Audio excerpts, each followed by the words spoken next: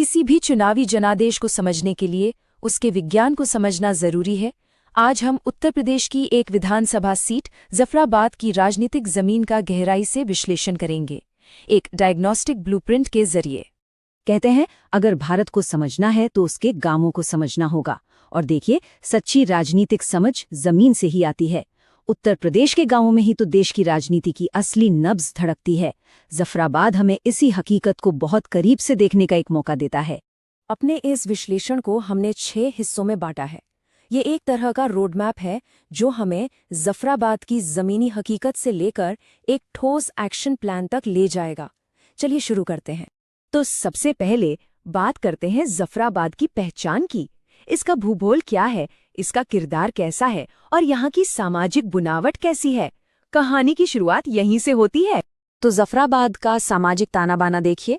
एक बड़ी आबादी हिंदू है, लेकिन यहाँ जो लगभग 22% अनुसूचित जाति की आबादी है वो एक बहुत ही निर्णायक राजनीतिक शक्ति है। ये समझना बहुत जरूरी हो जाता है कि ये समुदाय आखिरकार चुनावी नतीजों पर कैसे असर डालते हैं। देखिए, ये सिर्फ मुद्दे नहीं हैं, ये वहाँ के लोगों की रोजमर्रा की जिंदगी की हकीकत है। कृषि संकट, नौकरी की कमी, टूटी फूटी सड़कें। तो सवाल सीधा है, कौन सी पार्टी इन समस्याओं का कोई ठोस समाधान लेकर आती है? क्योंकि आखिर में वोट का फैसला तो यहीं से होता है। अच्छा, अब जमीन की हकीकत से आगे बढ़कर जरा आंकड़ों की दुनिया में चलते हैं।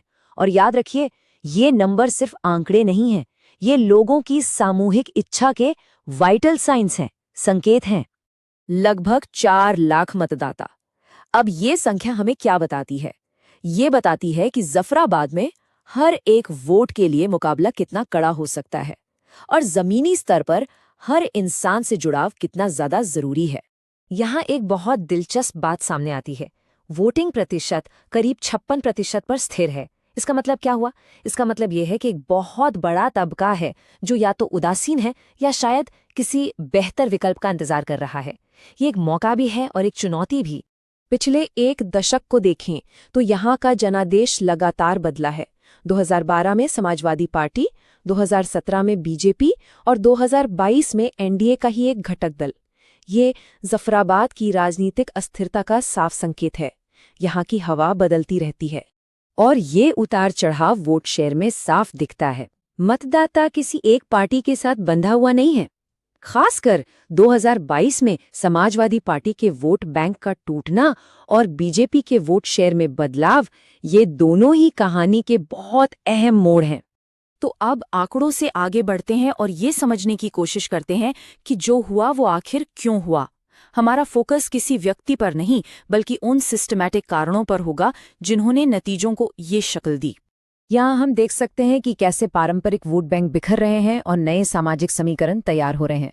खासतौर पर ओबीसी वोट का बंटना और बीएसपी के आधार का खिसकना, इन 2 फैक्टर्स ने 2022 में पूरे खेल को ही बदल कर रख दिया। और जब हम राजनीति की बात करते हैं तो हमें ये संवैधानिक मूल्य हमेशा याद रखना चाहिए। एक स्वस्थ लोकतंत्र तभी बनता है जब संवाद में सम्मान हो और हर नागरिक की गरिमा का पूरा ध्यान रखा जाए। ये एक बुनियादी शर्त है।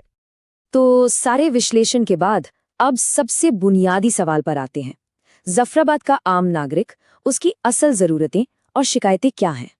वो चाहता क्या है?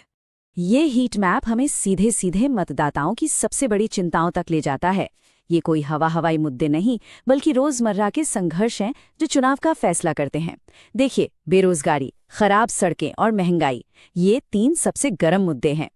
तो अब जब हमने बीमारी का पता लगा लिया है तो इलाज की बात करते हैं। अब हम उन रणनीतिक ढांचों को देखेंगे जो इस पूरे विश्लेषण को एक ठोस जमीनी एक्शन प्लान में बदल सकते हैं। ये चतुर्मुख सिद्धांत हमें जफराबाद को 4 अलग अलग नजरियों से देखने में मदद करता है। 1, वहाँ के जातिगत समीकरण। 2, लोगों की रोजी रोटी। 3, युवाओं की उम्मीदें। और 4, मौजूदा राजनीतिक माहौल। इससे ये पक्का होता है कि कोई भी जरूरी पहलू हमसे छूट न जाए। ये विश्लेषण हमें साफ साफ बताता है कि जहां एक तरफ जमीनी स्तर पर कार्यकर्ताओं का नेटवर्क एक बड़ी ताकत है, वहीं दूसरी तरफ राष्ट्रीय स्तर पर चल रही राजनीतिक हवा और सत्ताधारी दल के संसाधन एक बड़ा बाहरी खतरा बन सकते हैं। अब बात करते हैं सीधी कार्रवाई की। ये एक 90 दिन की योजना का खाका है जिसका पूरा फोकस लोगों से दोबारा जुड़ने और उनकी समस्याओं का हल निकालने पर है। ये 90 दिन की योजना सिर्फ एक कैलेंडर नहीं है, ये विश्वास वापस जीतने का एक रोड मैप है।